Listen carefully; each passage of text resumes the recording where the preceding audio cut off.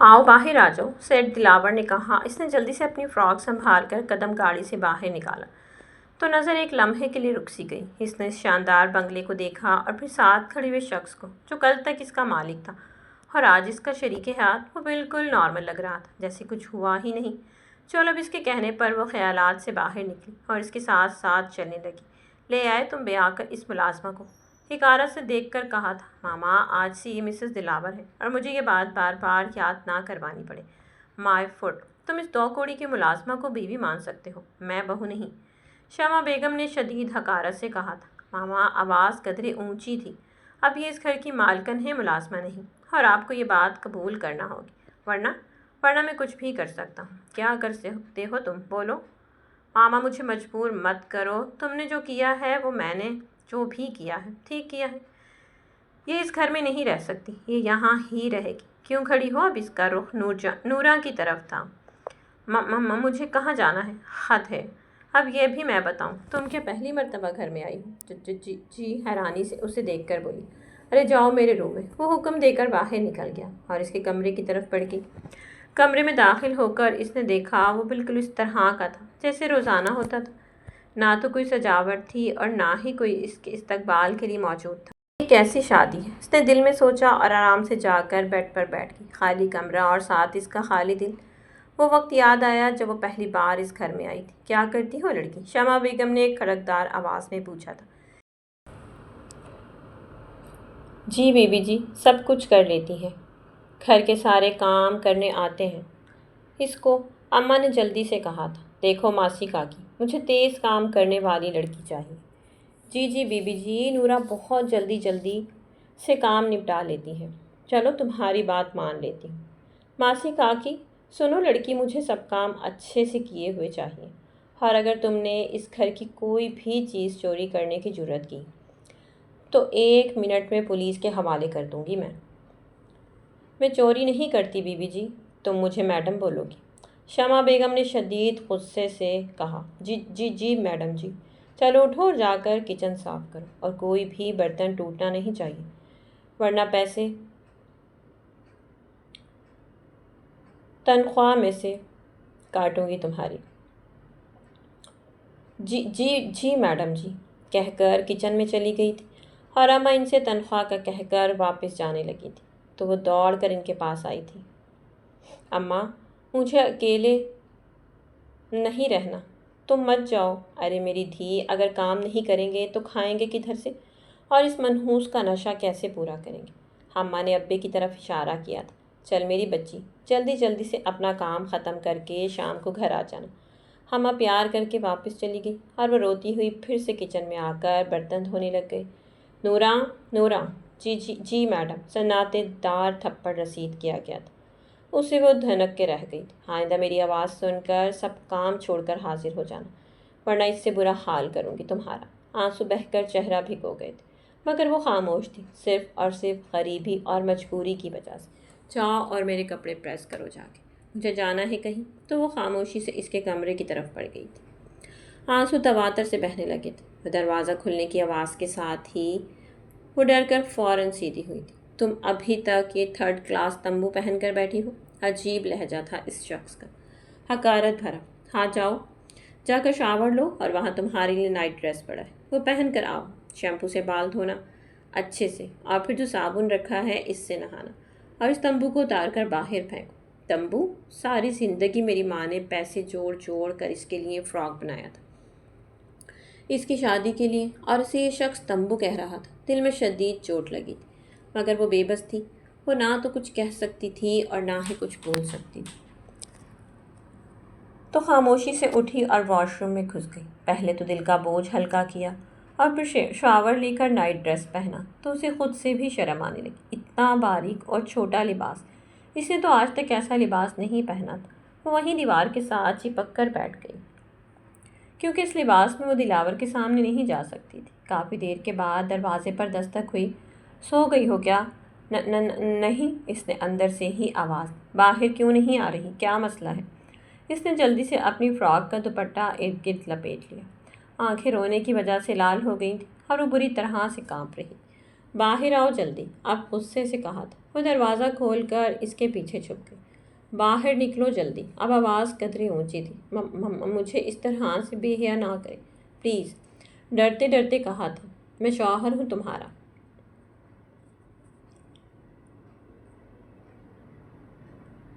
نکاح کیا ہے تمہارے ساتھ، حق ہے میرا تم پر۔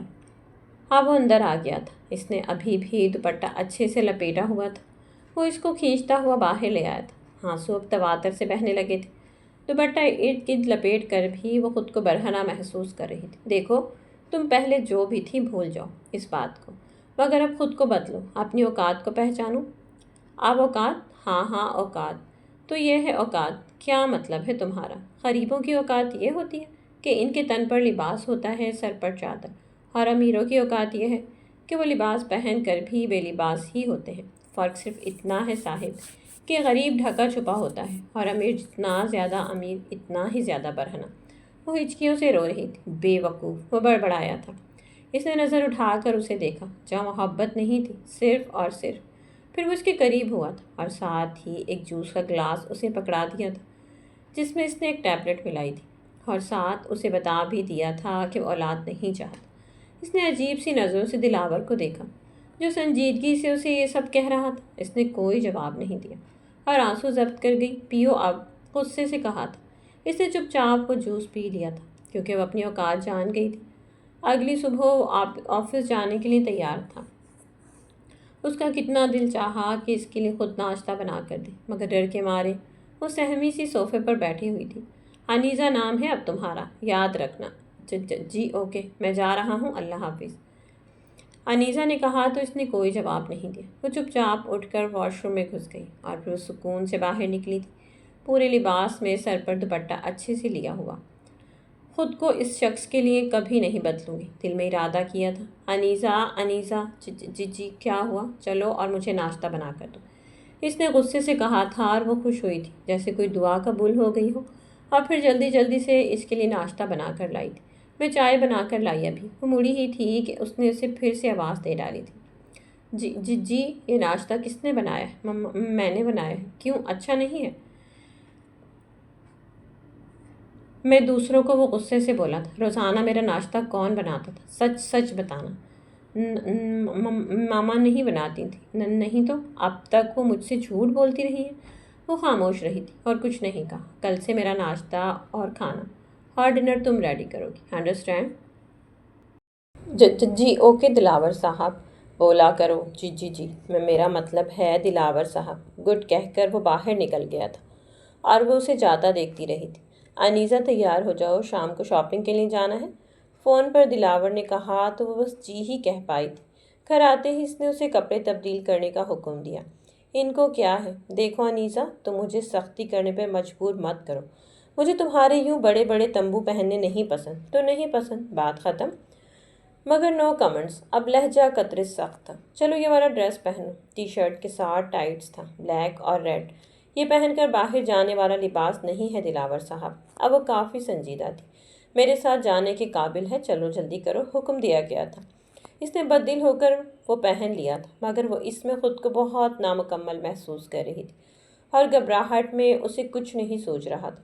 پھر اچانک اسے نکڑ والی کوٹھی کی مالکن یاد آئی جس نے اسے ایک حجاب تحفے میں دیا تھا اور اس نے اسے سنبھال کر رکھ لیا تھا، اور ابھی وہ اس کے بیگ میں تھا۔ جلدی جلدی سے نکال کر پہن لیا تو خود کو کافی حد تک بہتر محسوس کیا۔ دلاور نے ایک نظر اسے دیکھا مگر بولا کچھ نہیں۔ شاپنگ مال پہنچ کر وہ ہر چیز اپنی پسند کی خرید رہا تھا۔ انیزہ یہ ڈریس پہن کر چیک کرو۔ جی اچھا کہہ کر وہ ڈریس لے کر چینجنگ روم کی طرف بڑھ گئی۔ بہت قیمتی کپڑے تھے مگر ان میں سے کسی کے ساتھ بھی دوپٹہ نہیں تھا، اور بہت سارے تو آستین کے بغیر تھے، مگر وہ خاموش تھی، کہنے کا کوئی فائدہ نہیں تھا۔ سب پہن کر اسے دکھا دیے تھے جنہیں وہ پیک کروانے کا کہہ چکا تھا۔ دلاور صاحب، مجھے کچھ اور ڈریسز لینے۔ اس نے موبائل سے نظر اٹھا کر اسے دیکھا اور پھر لے لو کہہ کر دوبارہ موبائل میں بزی ہو گیا۔ وہ جلدی جلدی سے دوپٹے والے سوٹ نکال کر دیکھنے لگی۔ 3-4 سوٹ نکال کر واپس مڑی ہی تھی کہ اس سے ٹکرا گئی۔ وہ کپڑے لینے میں اتنی مگن تھی کہ اسے احساس ہی نہیں ہوا کہ اس کے بالکل پیچھے آ کر کھڑا ہو گیا ہے۔ وہ مجھے نماز پڑھنے کے لیے پورے لباس کی ضرورت ہے، تو اس لیے ڈرتے ڈرتے وضاحت دی گئی۔ اور لے لو، انداز کافی مختلف تھا۔ سچ؟ خوش ہو کر پوچھا۔ ہاں، پھر اس نے 5-6 سوٹ لیے۔ شاپ سے باہر نکلے تھے کہ دلاور کا دوست مل گیا۔ ارے وحید، تم دلاور، مائی بیسٹ فرینڈ۔ وہ دونوں خوش ہو کر بغل گیر ہوئے تو اس کی نظر انیزا پر پڑی۔ یہ بھابھی ہیں؟ جی جی بالکل، دلاور نے کہا۔ ماشاء اللہ، پھر تو منہ دکھائی بنتی ہے۔ اور شادی پر کیوں نہیں بلایا؟ بس یار، سب جلدی میں ہو گیا۔ چل کوئی بات نہیں، بھابھی یہ لیں آپ کی منہ دکھائی۔ 5,000 کے 4 نوٹ تھے۔ انیزا نے دلاور کی طرف دیکھا تو اس نے ہاں کا اشارہ کیا تو اس نے پکڑ لیے اور شکریہ کہہ کر نظریں جھکا لی۔ نہیں بھابھی، بہت خوبصورت ہے دلاور۔ ریئلی؟ دلاور خوش ہو کر بولا۔ انیزا نے نظر اٹھا کر دیکھا تو اس کی نظر دلاور کے پیچھے حجاب کی شاپ پر پڑی تو وہ ایکسکیوز می کہہ کر اس کی طرف بڑھ گئی۔ گاڑی میں بیٹھ کر دلاور نے کہا، یہ کیا بدتمیزی تھی انیزا؟ کیا؟ کون سی بدتمیزی؟ تم وہی سے بات کرنے کی بجائے وہاں سے چلی کیوں گئی؟ وہ کیا؟ وہ بہت عجیب نظروں سے دیکھ رہا تھا۔ اور کیوں؟ تم کوئی حور پری ہو یا کوئی ملکہ؟ اوقات دیکھو اپنی آئندہ، اگر ایسا کیا تو میں بہت برا پیش آؤں گا، سمجھی؟ مگر وہ shut up, just shut up, وہ ہلکا سا چیخا تو انیزا نے رخ باہر کی طرف موڑ دیا۔ آنسو بہتے رہے تھے مگر وہ تو جیسے ہوش میں ہی نہیں تھی۔ گھر پہنچ کر وہ سیدھا کمرے میں چلا گیا تھا جبکہ اس کا ٹاکرا شمع بیگم اور کنزا سے ہو گیا تھا۔ تم یہاں کیا کر رہی ہو؟ اور اس وقت تم کہاں سے رہی ہو؟ چھوٹی بیوی، سامان کدھر رکھوں؟ شمس بابا سامان گاڑی سے نکال کر اس سے پوچھ رہے تھے۔ اوہ، تو ابھی 2 کوڑی کی ملازمہ شاپنگ مال سے شاپنگ کرے گی؟ کنزا نے کہا، اس کی اتنی اوقات کہاں، یہ تو اس بیوقوف کی مہربانی ہے جسے اس گوار میں پتہ نہیں کیا نظر آ گیا۔ وہ خاموشی سے سب سن رہی تھی مگر اس نے دلاور کے کمرے سے باہر نکلنے کی دعا ضرور کی تھی جو قبول بھی ہو گئی تھی۔ ملازمہ تھی اور ملازمہ ہی رہو گی تم۔ اپنی اوقات مت بھولنا کبھی بھی، سمجھی؟ اور تم بھی یہ بات اچھے سے یاد رکھنا کہ ابھی انیزا دلاور ہے، تمہاری بھابھی، اس گھر کی مالک۔ کنزا کو دونوں بازوؤں سے زور سے جکڑ کر بولا، چھوڑے بھائی مجھے۔ کنزا نے ڈر کر کہا، آئندہ اگر تم نے اس طرح انیزا سے بات کی تو برا پیش آؤں گا۔ چلو تم۔ وہ اس کا ہاتھ پکڑ کر کھینچتا ہوا اسے اندر لے گیا جبکہ وہ دونوں بس غصے سے اسے دیکھتی رہ گئی تھیں۔ وہ اب بھی اس کے سامنے بیٹھی تھی اور اس کی منتظر تھی۔ دلاور صاحب، کیا میں چینج کر لوں؟ آخر ہمت کر کے پوچھا گیا۔ کیوں، کیا تکلیف ہے اس ڈریس میں؟ اس نے غصے سے لال ہو کر کہا، کچھ نہیں، مجھے نیند آ رہی ہے۔ تو سو جاؤ، میں نے کب منع کیا ہے؟ اس طرح؟ ہاں اسی طرح۔ سنو لڑکی، مجھے سختی پر مجبور مت کرو۔ 5 لاکھ روپے کا خریدا ہے تمہیں، صرف اس لیے؟ اور کل سے تم ان دونوں پر نظر رکھنا شروع کرو۔ بہت ہو گیا اب یہ ڈرامہ۔ جی اچھا کہہ کر وہ خاموشی سے لیٹ گئی اور آنکھیں بند کر لی جبکہ آنسو تواتر سے بہنے لگے تھے۔ چھوڑو مجھے منحوس، اماں نے چیختے ہوئے کہا تو ابا نے بال اور مضبوطی سے پکڑ لیے۔ مجھے پیسے دے ذلیل عورت، ورنہ تجھے جان سے مار دوں گا۔ نہیں ہے میرے پاس پیسے، کدھر سے دوں تجھے؟ کہاں سے پورا کروں میں تیرا نشہ؟ موت آئے تجھے۔ اماں بھڑک گئی تھی اور ابا نے زور سے تھپڑ مارتے ہوئے پھر سے پیسے مانگے تو وہ جلدی سے اندر سے 500 روپے نکال کر لے آئی۔ ابا یہ لے پیسے، اور مت مار اماں کو۔ شاباش میری بچی، تو ہی ہے اپنے باپ کا سہارا، ورنہ یہ تو زور سے اماں کو ٹانگ ماری تھی۔ ابا پیسے لے کر باہر نکل گیا تھا اور وہ اپنی ماں کے گلے سے لگی گھنٹوں روتی رہی تھی۔ نورا، جی میڈم، ناشتہ جلدی بنا کر دیا کرو، دلاور کو میں خود سرو کیا کروں گی۔ شمع بیگم نے حکم دیا تو وہ جی میڈم کہہ کر واپس کچن میں چلی گئی تھی۔ اللہ جانے آخر یہ دونوں صاحب جی کے جانے کے بعد کہاں جاتی ہیں۔ یہ فیضی تھی اس کی ساتھی ملازمہ، ہمیں کیا فیضی، جہاں بھی جائیں۔ نورا صاحب جی بہت اچھے ہیں، تھوڑے غصے والے تو ہیں مگر کبھی ہمیں گندی نظر سے نہیں دیکھا۔ ہاں فیضی، کہہ تو تم ٹھیک رہی ہو، وہ نکڑ والی کوٹھی کا مالک تو گھٹیا ترین ہے۔ ہاں نورا، ہم کام تو کرتی ہیں پر عزت ہتھیلی پر رکھ کر۔ فیضی، تمہیں کیا لگتا ہے یہ لوگ کدھر جاتے ہیں؟ اللہ جھوٹ نہ بلوائے نورا، تو مجھے میڈم پر شک ہے۔ کس بات کا شک؟ پھر کبھی بتاؤں گی، اب جلدی سے ہاتھ چلا، بہت کام پڑا ہے۔ اچھا کہہ کر وہ اپنے کام میں مصروف ہو گئی تھی مگر کوئی تھا جو ان کی گفتگو سن رہا تھا مگر خاموشی سے۔ نورا، جی تمہاری ہمت کیسے ہوئی میرے کمرے میں آنے کی؟ میں صفائی کے لیے آئی تھی ملازمہ کے ساتھ، تو تم خود کیوں صفائی نہیں کرتی؟ میری موجودگی میں تم بھی تو ملازمہ ہی ہو۔ اس نے نظریں جھکا لی مگر کوئی جواب نہیں دیا۔ دیکھو لڑکی، اس گھر کی مالکن بننے کے بارے میں کبھی سوچنا بھی مت۔ شمع بیگم نے اسے ہاتھ سے پکڑ کر جھٹکا دیا۔ میں ایسا نہیں سوچتی ماما. او شٹ اپ. اگر مجھے گندی زبان سے ماما بولا تو یہ چونچلے تم دلاور کے سامنے ہی کرنا. میڈم بولو گی تم اب ہی مجھے, سمجھی؟ چلو جاؤ دفع ہو جاؤ اب ادھر سے. وہ چپ چاپ کمرے میں آ گئی تھی مگر شدید تذلیل آنسوؤں میں کی صورت میں بہہ رہی تھی. ابا میں تجھے کبھی معاف نہیں کروں گی. تو نے مجھے ساری زندگی کی ضلالت دے دی. ماما ماما وہ شدید غصے سے چلا رہا تھا. کیا بات ہے دلاور, ایسے کیوں چلا رہے ہو؟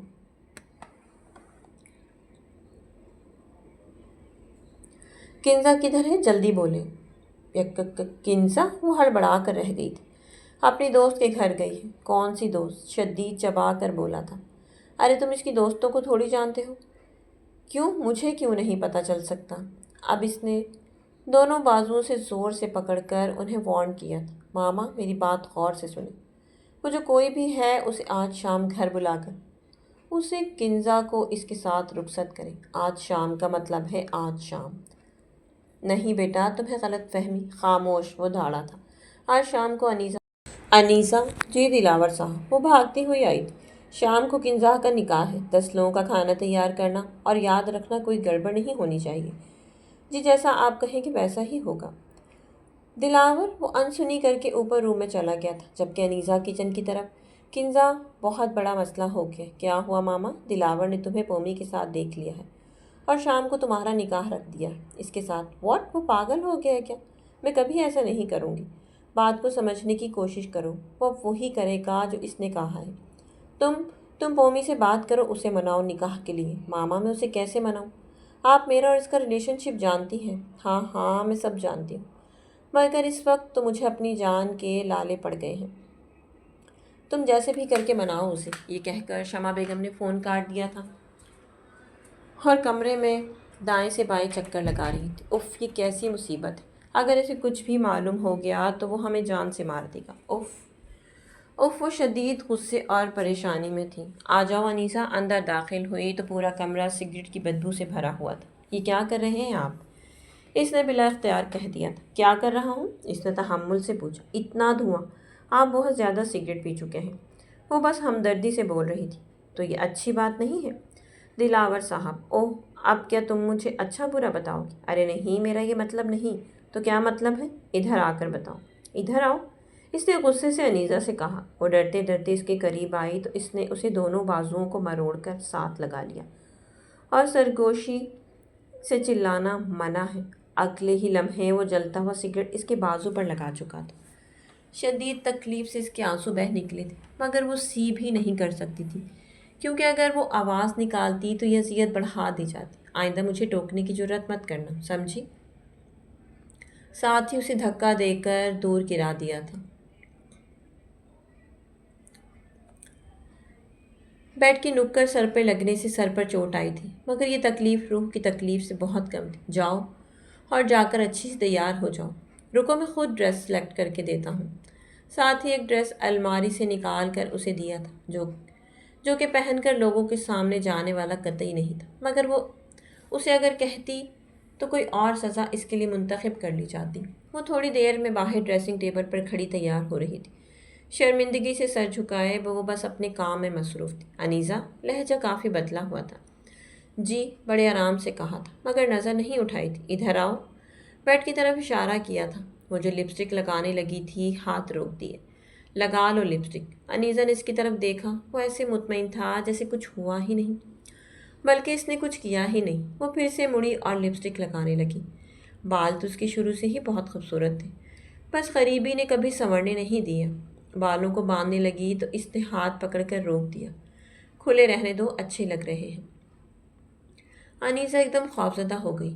وہ اب پھر اس کے بالکل پیچھے کھڑا تھا اور اسے باہوں میں بھر چکا تھا. دل کی دھڑکن شدید تیز تھی اور خوف سے وہ کانپنے لگی تھی کہ اب کوئی اور سزا. آنسو بہنے لگے تھے اور وہ اللہ سے دعا مانگ رہی تھی کہ اب اسے کچھ نہ کہے. جاؤ جا کر اپنی مرضی کا ڈریس پہن لو. اس کے کان کے قریب ہو کر کہا. یہ سب صرف میرے لیے ہے. وہ اس کے بازو پر ہاتھ رکھ کر بولا. اب ہاتھ پیٹ پر تھا جو کہ پورا نظر آ رہا تھا. میں کوئی بھی سوٹ پہن لوں؟ ڈرتے ڈرتے پوچھ رہی تھی.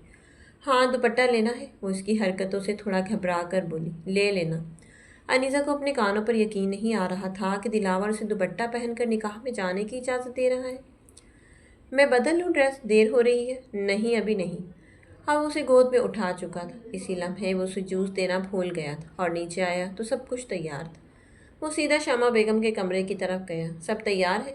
غصہ انتہا پر تھا۔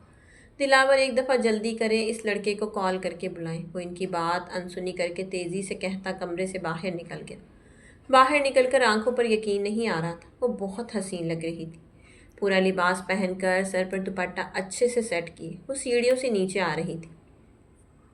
وہ جتنی حسین دوپٹہ اوڑھنے پر لگتی ہے، ان ڈریسز میں نہیں لگتی جو اسے پہننے کے لیے کہتا ہے۔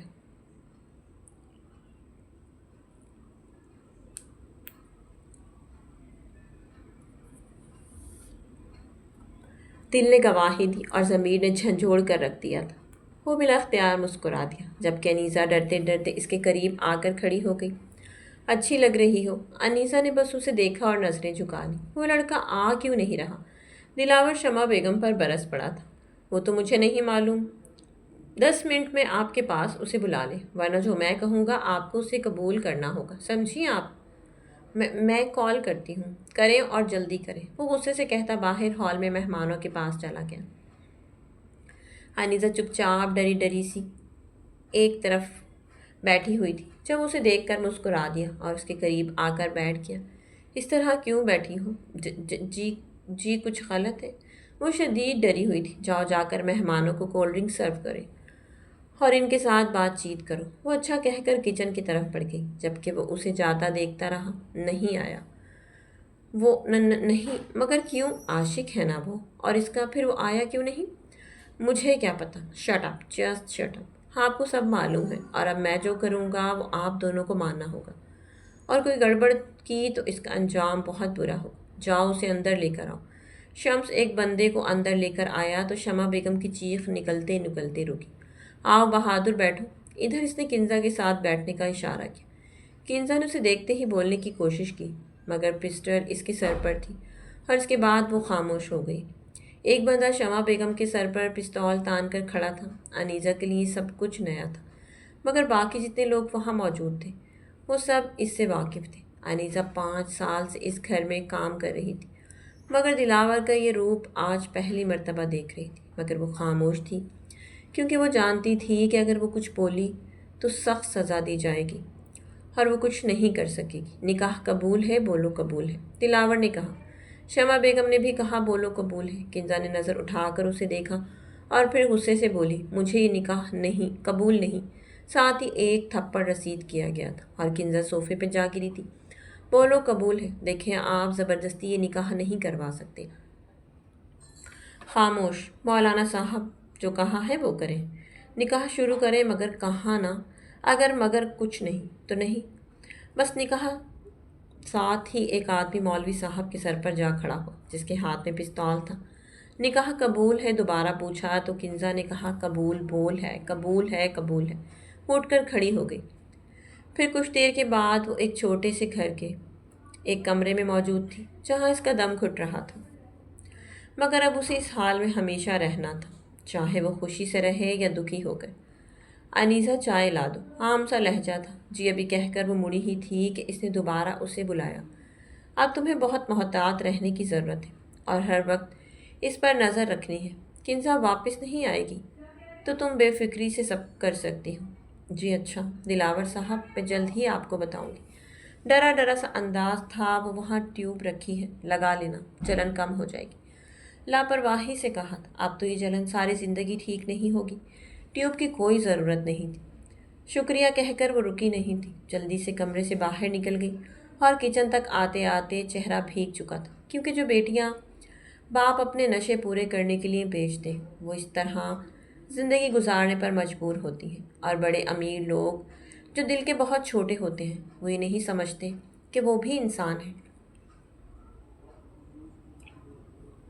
ان کے سینے میں بھی دل ہے، جذبات ہیں، غریب ہے تو کیا ہوا، انسان تو ہے نا۔ کنزا کی شادی کے 1 ہفتے کے بعد وہ صبح ناشتے سے فارغ ہوا اور اٹھ کھڑا ہوا۔ جب سے کنزا سے شادی ہوئی تھی وہ شمع بیگم کو کم ہی بلاتا تھا۔ اوکے انیسہ، اللہ حافظ۔ اللہ حافظ دلاور صاحب، مسکرا کر کہا تو شمع بیگم نے شدید تیوری چڑھا کر اسے دیکھا، مگر وہ اندیکھا کرتی ناشتہ کرنے لگی، کیونکہ وہ کون سی اس گھر کی کوئی مالک تھی۔ یہ سب تو بس دکھاوا تھا، آنکھوں کا دھوکہ۔ شمع بیگم نے نفرت سے بولتے کہا، آج شام میں واپس گھر آؤں گی تو دلاور کو بتا دینا، کہہ کر وہ باہر نکل گئی اور انیزا کمرے کی طرف بڑھ گئی، کیونکہ جس کام کے لیے وہ لائی گئی تھی اس نے وہ کرنا تھا۔ وہ شام کو واپس آنے کا بول کر باہر جا رہی ہے۔ انیسا نے دلاور کو کال پر کہا، اوکے اوکے نظر رکھو۔ وہ جلدی سے بولا تو وہ اوپر سے ہی انہیں جاتا دیکھتی رہی اور دلاور کو جانے کی اطلاع دے دی۔ وہ آرام سے گھر کا جائزہ لے رہی تھی اور پھر کچھ نہ پا کر وہ وہیں صوفے پر بیٹھ گئی تھی۔ 1 گھنٹے کے بعد ہی اسے دلاور نے کال کی۔ اس نے کال اٹینڈ کی اور ادب سے بولی، جی دلاور صاحب، انیسا وہ گاڑی کے بغیر واپس آ گئی ہے، جلدی سے باہر نکل کر اس کا دھیان رکھو، جی کہہ کر وہ فوراً باہر پچھلے راستے کی طرف بڑھ گئی تھی۔ شمع بیگم اپنے من پسند باغیچے کے پاس کھڑی جائزہ لینے کے بعد ایک طرف لگی پرانی اور بہت پھیلی ہوئی بیل کی طرف بڑھ گئی تھی۔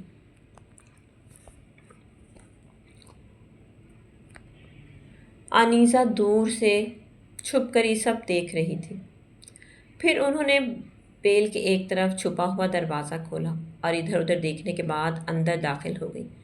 انیسا ان کو دیکھ کر فوراً پیچھے چھپ گئی تھی۔ انیسا دروازے کو دیکھ کر حیران رہ گئی تھی، کیونکہ آج تک کسی نے اسے نہیں دیکھا تھا، بلکہ شمع بیگم کسی کو اس طرف آنے ہی نہیں دیتی تھی۔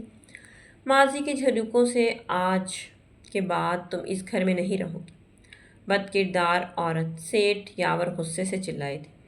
تم نے میری پاک دامن بیوی پر جو تہمتیں لگائی تھیں، ان کے لیے میں تمہیں کبھی معاف نہیں کروں گا۔ میں تمہیں طلاق دیتا ہوں، طلاق دیتا ہوں، طلاق دیتا ہوں۔ تم ایسا نہیں کر سکتے یاور، تم تو مجھ سے محبت کرتے تھے، اور اب شمع بیگم مجھے نہیں معلوم تھا کہ تم اس قدر گھٹیا عورت ہو۔ تمہاری اوقات گندی نالی ہی تھی جہاں تم تھی، میں نے تمہیں اس محل میں سجایا، مگر تم اپنی اوقات نہیں بھولی۔ چلو نکلو یہاں سے، دفع ہو جاؤ۔ یاور رکیں، یاور یاور وہ چلائی تھی۔ یاور باہر جا چکا تھا اور وہ بے تحاشا رو رہی تھی، مگر یہ سب اس کے ڈرامے تھے کہ وہ خود کو پاک صاف ثابت کرنا چاہتی تھی۔ بہت پچھتائے گا تو سیٹھ یاور، بہت پچھتائے گا، وہ چلائی تھی اور اس کی سزا تجھے مل کر رہے گی۔ یاد رکھنا۔ اگلے ہی پل وہ اٹھ کھڑی ہوئی تھی اور آؤ آؤ شمع بیگم، اب تم اس گھر کی مالکن ہو، سیٹھ یاور نے مسکرا کر کہا تو شمع بیگم شرما کر رہ گئی۔ ڈو جی مالک ڈو، سیٹھ یاور کا خواجہ سرا خاص ملازم ڈوڈو، اس خرافہ نے کمرہ خالی کیا یا نہیں؟ مالک کر دیا، ڈوڈو نے ملتے جلتے ہوئے مخصوص انداز میں کہا تو سیٹھ یاور شمع بیگم کا ہاتھ پکڑ کر اسے اپنے کمرے میں لے گئے، جبکہ زینب صرف دروازے کی اور سے انہیں جاتا دیکھتی رہی اور خاموشی سے آنسو بہاتی رہی۔ لے آئے یاور اس عورت کو۔ ڈوڈو اب میرا کیا بنے گا، میں کہاں جاؤں گی؟ وہ بہت رو رہی تھی۔ زینب مالکن فکر مت کریں، میں آپ کو کبھی اکیلا نہیں چھوڑوں گا، ڈوڈو نے خاموشی سے تسلی دی تو وہ کچھ حوصلہ کر کے خاموش ہو کر واپس آ کر بیٹھ گئی اور اللہ تعالیٰ سے اپنے پاک دامن ثابت ہونے کی دعائیں مانگنے لگی۔ ننھا سا دلاور ماں کو گلے لگاتا اور پیار کرتا، وہ ماں کو روتا ہوئے دیکھ کر پریشان ہو رہا تھا۔ وہ بس اسے چومتی اور ساتھ لگا لیتی، میرے بچے تیری ماں پاک دامن عورت ہے، تم اس بات کے گواہ رہنا۔ شام کے وقت مالکن کھانا کھا لے، ڈوڈو نے آ کر اسے کہا تو زینب نے کہا، ڈوڈو وہ شخص کون تھا، مجھے بتاؤ، تمہیں اللہ تعالیٰ کا واسطہ مجھے بتاؤ۔ مالکن مجھے نہیں معلوم، میں تو اسے دیکھا بھی نہیں تھا، بس مالک اسے مار رہے تھے اور وہ بار بار آپ کا نام پکار رہا تھا۔ ڈوڈو تم جانتے ہو نا کہ میں بے قصور ہوں؟ جی مالکن مجھے معلوم ہے، پر مالک کو نہیں معلوم۔ ڈوڈو اگر انہوں نے مجھے اس گھر سے نکال دیا تو تم دلاور کا بہت خیال رکھنا، اسے اکیلا چھوڑ کر نہیں جانا۔ زینب ہاتھ جوڑ کر التجا کر رہی تھی اور ڈوڈو بس آنسو صاف کرتا باہر نکل گیا۔ ڈوڈو جی مالکن، چٹاک سے تھپڑ رسید کیا گیا تھا۔ ڈوڈو کے آنسو نکل آئے۔ آئندہ میری آواز سن کر سب سے پہلے سارے کام چھوڑ کر تم حاضر ہو جانا، ورنہ اس سے بھی برا حال کروں گی تمہارا۔ شمع بیگم نے چلا کر کہا، چلو جاؤ دفع ہو جاؤ، جا کے چائے لے کر آؤ میرے لیے، اور ساتھ پکوڑے بھی، روبدار آواز میں کہا۔ جی جو حکم مالکن، ڈوڈو آنسو صاف کرتا کچن کی طرف بڑھ گیا، جبکہ زینب بس اپنے آنسو صاف کرتی واپس پلٹ گئی۔ یا اللہ میری مدد فرما، اب تو بس تیرا ہی سہارا ہے۔ زینب روتے ہوئے اللہ تعالیٰ سے دعا مانگ رہی تھی۔ مالکن کیا بات ہے؟ ڈوڈو ماما مالکن وہ کیا بات ہے، آرام سے بیٹھ کر بتاؤ، زینب نے کہا۔ مالکن وہ چھوٹی مالکن، ہاں کیا ہوا اسے؟ انہیں کچھ نہیں ہوا، مگر وہ کیا؟ وہ ڈوڈو وہ شخص ان کے کمرے میں ہے۔ کون شخص؟ ڈوڈو جس نے آپ پر الزام لگایا تھا۔ کیا؟ کون ہے وہ؟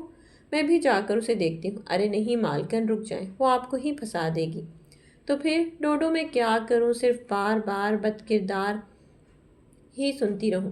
میں بتاتی ہوں جا کے اسے۔ اے مالکن مالکن رک جائیں، وہ بہت شاطر عورت ہے، آپ اسے نہیں جیت سکتی۔ تو کیا کروں ڈوڈو؟ بری طرح رو رہی تھی مالکن۔ میں خود مالک کو کس طریقے سے یہ سب دکھاؤں گا، پر کیسے ڈوڈو؟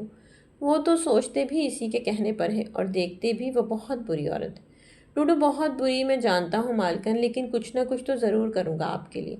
ڈوڈو اللہ کے بعد بس تمہارا ہی آسرا۔ مالکن اللہ تعالیٰ سے دعا کریں کہ وہ آپ کی آزمائش ختم کر دے، کیونکہ ایک وہی پاک ذات تو ہے جو بے آسروں کو آسرا دیتا ہے جب یہ دنیا انہیں بالکل تنہا اور اکیلا چھوڑ دیتی ہے۔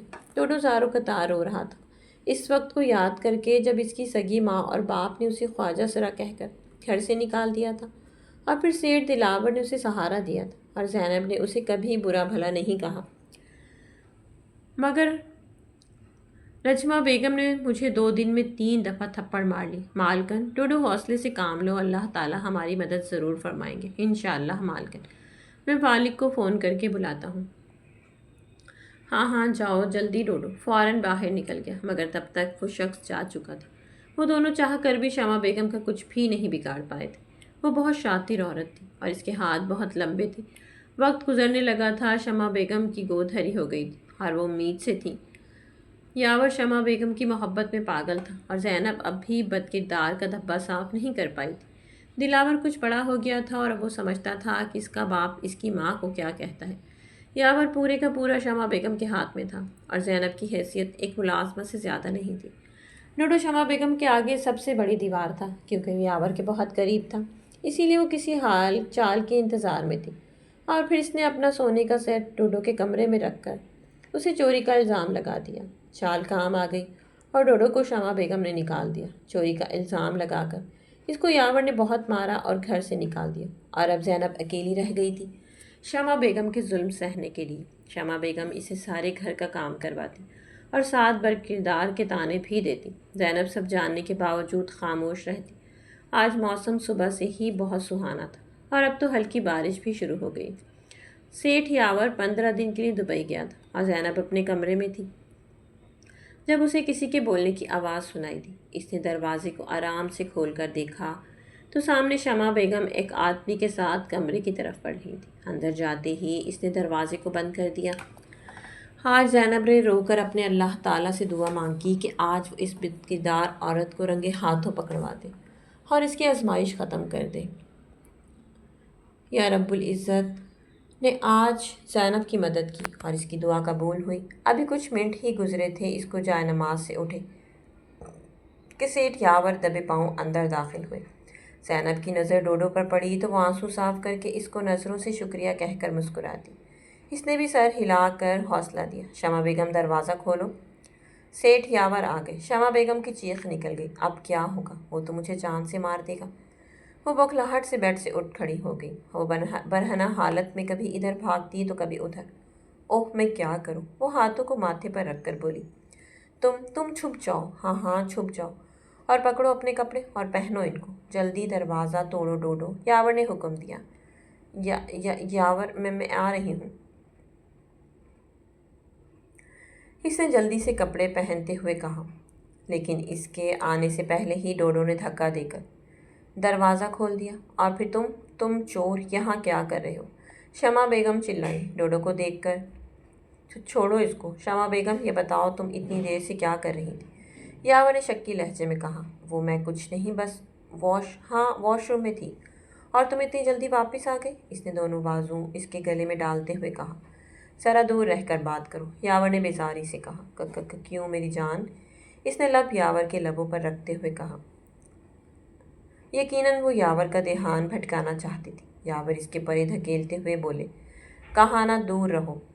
ڈوڈو کمرے کی تلاشی لو، جو حکم مالک ڈوڈو نے ایک فاتح نظر شمع بیگم پر ڈالی اور آنکھوں ہی آنکھوں میں کہا، آج بیچ کے دکھاؤ گھٹیا عورت۔ تھوڑی ہی دیر میں وہ یاور کے سامنے تھا۔ یاور غصے سے لال پیلا ہو گیا تھا اور مار مار کر اس کو شدید زخمی کر دیا تھا۔ شمع بیگم کو بھی بہت مارا تھا اور وہ تو جان سے مار دیتا اگر ڈوڈو نہ روکتا تو۔ نکلو یہاں سے، نکلو۔ شمع بیگم نے باہر نکل کر کسی کو فون کیا اور پھر اگلے 10 منٹ بعد وہاں بدمعاش لڑکوں کا ایک پورا ٹولہ پہنچ گیا۔ سیٹھ یاور جو کہ زینب کے کمرے میں گیا تھا اور اس سے معافی مانگ رہا تھا، اس کو اور زینب کو زبردستی پکڑ کر انہیں خفیہ تہہ خانے میں بند کر دیا اور ڈوڈو کو قتل کر دیا۔ شمع بیگم ایک دفعہ پھر سے فاتح قرار پائی۔ دلاور کے آنے سے پہلے قیامت آ کر چلی گئی مگر اسے کچھ پتہ نہیں چل سکا۔ دلاور اکیلا رہ گیا۔ شمع بیگم نے اسے زینب کو اس کے عاشق کے ساتھ فرار ہو جانے کا بتایا اور 4 دن کے بعد اس کے باپ کا جہاز کریش۔ وہ جانتا تھا اس کی ماں ایسی نہیں ہے مگر وہ سخت کمزور تھا اور کچھ نہیں کر سکتا تھا۔ دلاور نے بہت کوشش کی مگر اسے کوئی سراغ نہیں ملا۔ وہ شمع بیگم کو مار دیتا مگر وہ صرف اپنے ماں کی سراغ کے لیے اسے زندہ چھوڑنے پر مجبور تھا کیونکہ ان کے وفادار ملازم نے اسے بتایا تھا کہ اس دن کیا ہوا تھا۔ وہ چھپ کر دیکھ رہا تھا لیکن اسے یہ معلوم نہیں ہو سکا اس نے ڈوڈو کو قتل کروا کر اس کی لاش کے ساتھ کیا کیا اور زینب اور یاور کہاں گئے، لیکن وہ زندہ تھے یہ بات وہ کہہ سکتا تھا۔ باقی ان کا سراغ دلاور نے لگانا تھا۔ وہ یہ سب بتا کر ہمیشہ ہمیشہ کے لیے نوکری چھوڑ کر چلے گئے اور اب دلاور پورا شمع بیگم کے رحم و کرم پر تھا۔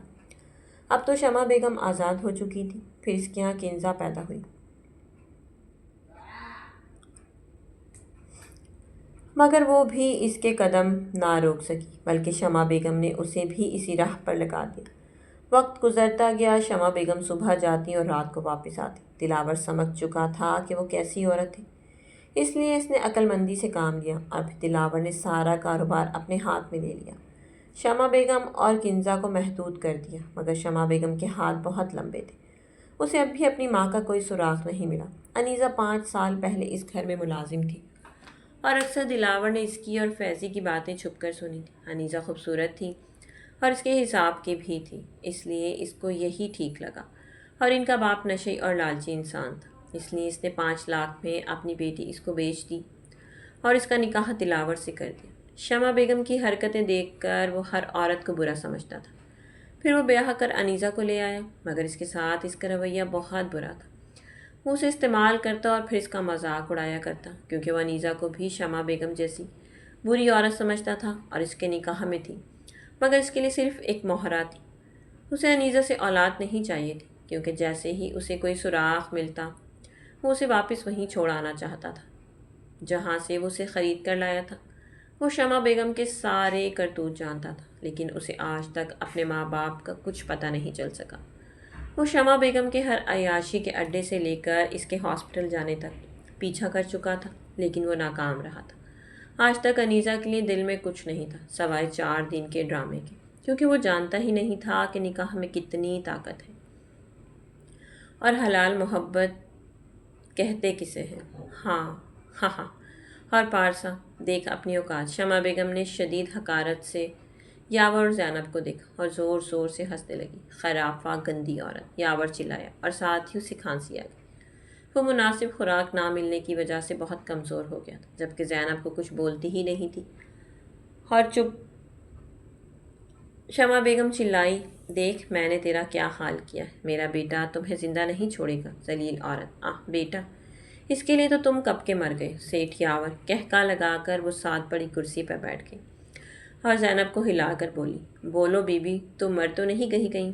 زینب نے نظر اٹھا کر اسے دیکھا اور پھر سے نظریں چکا لی کیونکہ وہ اس ناپاک عورت کے منہ نہیں لگتی تھی۔ اس نے اپنے سارے معاملے اللہ پاک پر چھوڑ دیے تھے۔ ہاں ہاں بولو انیزہ، کیا بات ہے؟ دلاور نے کہا۔ شمع بیگم انیزہ نے کہا، ہاں ہاں بتاؤ کہاں گئی ہیں وہ، اور کوئی آیا تو نہیں گھر؟ آپ جلدی سے گھر واپس آ جائیں، مجھے کچھ دکھانا ہے۔ جلدی سے بات بتاؤ، کوئی سراغ ملا؟ یہی سمجھ لیں شاید یہ کوئی سراغ ہی ہو۔ اوکے میں ابھی آیا، اس پر نظر رکھنا۔ جی اچھا، آپ بہت عرصے کے بعد میرا دل کر رہا ہے تمہارے پاس بیٹھنے کو۔ سیٹھ یاور شمع بیگم سے بہت پیار سے بولی، مجھے نفرت ہے تم سے ذلیل عورت۔ ہاں ہاں ہاں کہکا لگایا اور تسلی رکھو۔ یاور مجھے تم سے محبت چاہیے بھی نہیں مگر آج میں تمہیں کچھ بتانے آئی ہوں۔ میں جا رہی ہوں ہمیشہ کے لیے اور اب تم دونوں بہت تھوڑے دنوں کے مہمان رہ گئے ہو کیونکہ اب تم دونوں کو کھانا نہیں ملے گا اور کچھ دن کے بعد تم دونوں بھوک سے مر جاؤ گے۔ افسوس ہوگا مجھے، مگر میں خوش بھی ہوں کہ تم دونوں سے جان چھوٹ جائے گی۔ سزا تو دے ہی چکی ہوں تم دونوں کو۔ اب پتہ چلا مجھ سے پنگا لینے کا انجام۔ سیٹھ یاور اور یہ بوڑھی عورت، یہ کیا خوشی دے گی تمہیں؟ اس کی ساری جوانی تو میں نے چھین لی۔ ہا ہا ہا۔ وہ کہا لگا کر پھر سے بولی، چلو آخری خواہش بتا دو مجھے، تم یاور، شاید میں پوری کر دوں۔ ہا ہا ہا۔ وہ حد سے زیادہ خوش نظر آ رہی۔ یہی وہ راز ہے دلاور، اس نے اشارہ کرتے ہوئے کہا۔ یہ سب کیا ہے انیسہ؟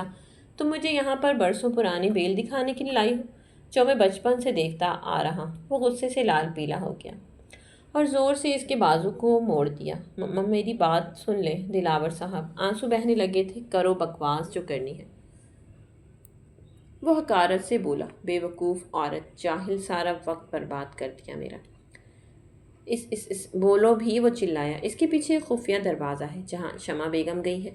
وہ جلدی سے بولی کیونکہ اسے بہت تکلیف ہو رہی تھی۔ خفیہ دروازہ؟ وہ حیران ہوا۔ کہاں ہے وہ وہاں۔ اس نے آنسو صاف کیے اور ایک طرف اشارہ کیا۔ اچھا تو اب میں چلتی ہوں، ایک ادا سے بولی، کیونکہ اب میری تمہارے ساتھ دوبارہ کبھی ملاقات نہیں ہوگی۔ تمہاری اور تمہاری اس پاک دامن بیوی کی موت کا افسوس ہوگا مجھے، یقین کرو۔ وہ پھر سے مسکرائی تھی۔ ارے اتنی بھی کیا جلدی ہے ماما؟ دلاور، اس نے مڑ کر خوف سے دیکھا۔ جی ہاں دلاور، وہ غصے سے تھاڑا، تم یہاں تک کیسے پہنچ؟ یہ سب اس گھٹیا عورت نے کیا ہوگا۔ خبردار اگر تم نے آگے بڑھے تو۔ شمع نے پستول زینب کے سر پر رکھ دیا۔ میں مار دوں گی اسے، پیچھے ہو جاؤ۔ وہ رخ دلاور کی طرف کر کے چیخے، مگر اس سے پہلے ہی یاور نے اسے ٹانگ ماری اور وہ منہ کے بل گر گئی۔ دلاور نے اسے پکڑ لیا۔ آپ بکواس کرو شمع بیگم، کیا بول رہی تھی تم؟ میں تمہیں زندہ نہیں چھوڑوں گا۔ زندہ جلانے کے قابل ہو تم، اور میں تمہیں سنسار کروں گا، کیونکہ یہی سزا ہے شادی شدہ زانی عورت کی، ہے نا انیسہ؟ انیسہ نے جلدی سے زینب اور یاور کو کھولا۔ یاور نے شمع بیگم کو گلے سے پکڑ لیا۔ یاور مجھے معاف کر دو پلیز، شمع بیگم نے روتے ہوئے کہا۔ دلاور نے اسے اسی جگہ باندھ دیا جہاں زینب کو باندھ رکھا تھا۔ اب تم ساری زندگی سڑو گی یہاں شمع بیگم، یاد رکھنا، اور تمہیں اتنی آسانی سے موت نہیں دوں گا، کیونکہ تمہیں میرے ماں باپ کو بھوکا رکھنے کا بہت شوق ہے نا، تو اب تم مرو بھوکی، اور پھر میں تمہیں خود سنسار کروں گا۔ شمع بیگم، نہیں مما، مجھے معاف کر دو۔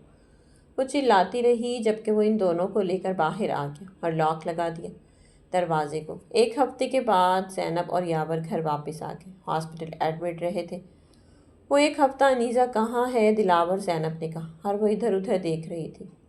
بتاؤ بھی، چپ کیوں ہو؟ یاور بولے، ماما وہ یہاں نہیں ہے۔ کافی دیر کے بعد دلاور بولا، کہاں ہے؟ اگر یہاں نہیں ہے تو کہاں چلی گئی ہے؟ مجھے نہیں معلوم کب گئی۔ وہ اسی دن جب آپ مجھے ملے۔ مجھے ساری بات بتاؤ۔ دلاور نے ساری بات ماں کو بتا دی اور سر جھکا لیا۔ کیا تم اس طرح کے کب سے ہو گئے؟ میرا بیٹا ایسے نہیں ہو سکتا۔ وہ رونے لگی تھی۔ ماما پلیز رونا بند کر دے، دور ہو جاؤ مجھ سے۔ میرا بیٹا اتنا برا نہیں ہو سکتا کہ وہ کسی معصوم کو استعمال کرے اور پھر گھر سے نکال دے۔ ابھی چلو اس کو واپس لینے چلیں۔ وہ غصے سے بولی، مگر ماما مگر کچھ نہیں۔ چلو تو چلو۔ اچھا آپ رکے، میں واپس لے کر آتا ہوں۔ وہ ان کے سامنے خاموش ہو گیا۔ ایک ہفتہ پہلے انیسہ نے یاور اور زینب کو کھولا تو چپکے سے باہر نکل آئی، کیونکہ وہ جانتی تھی اس کا کام ختم ہوا ہے، اور وہ نہیں چاہتی تھی کہ دلاور اسے دھکے دے کر باہر نکالے۔ تو وہ چپ چاپ وہاں سے نکل گئی۔ وقت ظالم ہوتا ہے اور وہ کسی کی نہیں سنتا۔ دلاور کا امتحان شروع ہو گیا تھا اور وہ دن رات تلاش کر کر کے تھک چکا تھا، مگر اسے انیسہ نہیں ملی۔ 3 ماہ گزر چکے تھے اور اس نے شہر کا چپا چپا چھان مارا تھا۔ گلی محلے، ہسپتالوں میں، دارالامان میں، شیلٹر ہومز میں خروٹ ٹوٹا تو دلاور زمین پر منہ کے بل گرا۔ نہیں، مجھے اس سے محبت نہیں ہو سکتی۔ سیٹھ دلاور، تم ہار گئے۔ تمہیں اس سے محبت ہو گئی ہے اور شدید ہو چکی ہے، اور اب تمہارے نصیب میں صرف ہجر ہے اور بس نہیں ہے۔ مجھے اس سے محبت تو کیوں اس کی چیزوں کو چومتے ہو؟ کیوں اس کے وہ کپڑے جو وہ شوق سے پہنتی تھی انہیں چھوتے ہو؟ کیوں ان کپڑوں سے اس کی خوشبو محسوس کر رہے ہو؟ بولتے کیوں نہیں؟ ضمیر نے آواز لگائی۔ مان لو سیٹھ دلاور، تم عشق میں ڈوب گئے ہو اس کے۔ اب تم اس کے در پر جاؤ گے تو سکون ملے گا، ورنہ ساری زندگی بے سکون رہو گے تم۔ ہاں میں ہار گیا اس کے آگے۔ مجھے اس سے محبت ہے اور بے پناہ محبت ہے۔ وہ پھوٹ پھوٹ کر رو رہا تھا۔ مجھے وہ چاہیے، صرف اور صرف انیسہ چاہیے مجھے۔ وہ میری ہے، صرف اور صرف میری ہے۔ وہ اسے واپس آنا پڑے گا، اور وہ آئے گی واپس۔ سنا تم نے؟ وہ واپس آئے گی۔ وہ بچوں کی طرح رو رہا تھا۔ بہت رونے کے بعد وہ پھر سے ایک ارادے کے ساتھ کھڑا ہوا اور ایک بار پھر سے اس کے گھر پر دستک دی۔ اس کی بوڑھی ماں باہر آئی، جس کی آنکھوں کی جو تھی بجھ چکی تھی۔ ماں، کیا انیسہ کا پتہ چلا؟ کہاں ہے؟ وہ بےتابی سے بولا تو بوڑھی ماں کی آنکھیں برس پڑیں۔ بدبخت ہے تو، جو ہیرے جیسی لڑکی گنوا دی۔ ہم سے بھی روٹھ گئی ہے وہ۔ ہم سے ہماری بچی چھین لی تم نے۔ میں بھی معاف نہیں کروں گی۔ اور دروازہ دلاور کے منہ پر بند ہوا۔ وہ منہ کے بل گرا تھا، محبت میں فنا ہو رہا تھا۔ کاش تم ایک بار مل جاؤ انیسہ، تمہیں بتاؤں کہ ہجر کی راتیں کیسے کاٹ رہا ہوں۔ اسے دیے ہوئے درد یاد آتے تو وہ اپنا منہ پیٹ لیتا، سگریٹ سے خود کو جلا لیتا، مگر اندر کی جلن کم نہیں ہو رہی تھی۔ اپنے ہر خفیہ ادارے کو بتا رکھا تھا کہ جیسے ہی وہ ملے اسے فوراً بتا دیا جائے۔ گھر میں تو سکون نہ تھا۔ وہ گاڑی پھر سے سڑک پر دوڑانے لگا۔ اسے بچھڑے 6 ماہ ہو چکے تھے۔ دل کو ایک پل قرار نہ آیا تھا۔ سنسان سڑک پر وہ گاڑی بھگا رہا تھا، جیسے کسی چیز میں مار دے گا کہ اچانک پگ ڈنڈی کھینچ پر کچھ ادارہ لڑکے ایک لڑکی کی چادر پکڑ کر کھینچ رہے تھے۔ وہ بار بار ان سے اپنا آپ چھڑا رہی تھی۔ دلاور کو طیش آیا، بغیرت کمینوں، ایک عورت کی مجبوری کا فائدہ اٹھاتے ہو۔ دور سے دھاڑا تو وہ لڑکے جلال میں آ گئے۔ جا تو اپنا کام کر، ہمیں اپنا کرنے دے۔ ان میں سے ایک بولا، تمہاری اتنی مجال تو دلاور کے سامنے بولا، اور اس کے منہ پر گھوسا جڑ دیا۔ لڑکی بھاگم بھاگ نکلی، کیونکہ دونوں میں لڑائی ہو رہی تھی۔ ان گنڈوں کو مارنے کے بعد وہ لڑکی کی تلاش کرنے لگا۔ نہ جانے کون تھی اس وقت سنسان سڑک پر۔ دور سے اسے ایک جھونپڑی میں جاتی دکھائی دی۔ دلاور نے چہرہ ذرا سا موڑ کر اپنے مسیحا کو دیکھا، پھر منہ موڑ گئی۔ دلاور کو چین نہیں آ رہا تھا۔ وہ اس کے پیچھے گیا، جھونپڑی کے دروازے کے پاس کھڑا تھا۔ ایک بوڑھی عورت نکلی۔ کیا بات ہے لڑکے، یہاں کیوں کھڑے ہو اس وقت؟ اماں، کیا ایک گلاس پانی ملے گا؟ اس نے بہانہ بنایا۔ ہاں ہاں تم بیٹھو، میں لاتی ہوں۔ وہ اندر چلی گئی اور ایک موڑھے پر بیٹھ گیا۔ اس کی خوشبو کہیں پاس سے آ رہی تھی، مگر وہ کہاں تھی؟ ماں، پانی کا گلاس لائی، مسافر ہو کیا؟ اس نے سوال کیا۔ جی اماں، بس کسی کی تلاش کے سفر پر نکلا ہوں۔ دعا کرو وہ مل جائے تو چین ملے۔ ویسے تو اپنی بیٹی کا خیال رکھا کر، دنیا بھیڑیوں سے بھری پڑی ہے۔ وہ پانی کا گلاس تھماتے اٹھا۔ ارے انیسہ بیٹی، یہ گلاس تو رکھنا ذرا۔ اماں نے اپنی بیٹی کو پکارا اور دلاور وہیں رک گیا۔ ہر چیز منجمد ہو گئی۔ کیا یہ کوئی اتفاق تھا؟ مگر نہیں، اس کا دل کہتا تھا وہ یہیں کہیں ہے۔ وہ ایک دم سے اندر گیا تو وہ لڑکی چادر تان کر ایک کونے والی چارپائی پر سمٹی بیٹھی تھی۔ کمرے میں اندھیرا تھا، مگر وہ اسے پہچان گیا۔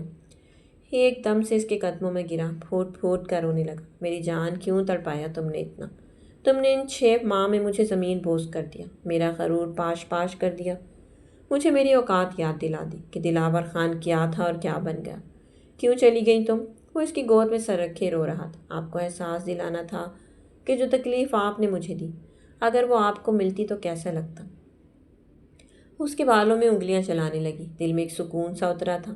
اس کا مرد اس کے سامنے جھکا تھا محبت میں۔ چلو اب گھر چلو، اب نہیں دور رہ سکتا تم سے، میری سزا ختم کر دو۔ وہ اسے بازو سے پکڑتا اٹھانے لگا اور پھر اسے سینے سے لگا لیا۔ دونوں کے دل میں سکون اتر آیا تھا۔ ہجر کی رات ختم ہوئی تھی۔ ہاں واقعی بدل گئے ہیں تو میں جاؤں گی، ورنہ نہیں۔ وہ بضد ہوئی۔ ادھر میری آنکھوں میں دیکھو، کیا تمہیں پہلے والا دلاور دکھائی دے رہا ہے؟ اور انیسہ خاموش ہو گئی۔ ارے بیٹا، تیرا بندہ آ گیا مجھے لینے میں، تو میں کہتی تھی کہ چلی جا اپنے گھر، یہاں تیری عزت محفوظ نہیں، مگر یہ کہتی تھی کہ اپنے گھر میں بھی عزت محفوظ نہیں۔ ماں اور دلاور شرم سے پانی پانی ہو گیا۔ اماں، تیرا شکریہ اس کا خیال رکھنے کے لیے، اب ہمیں اجازت دیں۔ وہ اس کا ہاتھ پکڑ کر باہر لے آئے۔ آج اس کی 6 ماہ کی ریاضت کا پھل مل گیا تھا، اور اس کی انیسہ اس کے ساتھ تھی۔ اسے اور کیا چاہیے تھا؟ اور اسے خود سے لگائے گھر کی جانب جا رہا تھا۔ اس اندھیری رات میں ایک دم سے ہر چیز روشن ہو گئی تھی، کیونکہ اس کی محبت اس کے پہلو میں تھی۔ تو میرے پیارے رز، امید کرتی ہوں کہانی آپ کو اچھی لگی۔ کہانی اگر آپ کو اچھی لگی تو کمنٹ باکس میں اپنی قیمتی رائے کا اظہار ضرور کیا کریں۔ ملتے ہیں نیکسٹ کہانی کے ساتھ، تب تک کے لیے اپنا بہت سارا خیال رکھیے گا۔ ویڈیو کو فل واچ کریں، لائک کریں، شیئر کریں، کمنٹ کریں اور چینل کو سبسکرائب کرنا بالکل مت بھولیے گا۔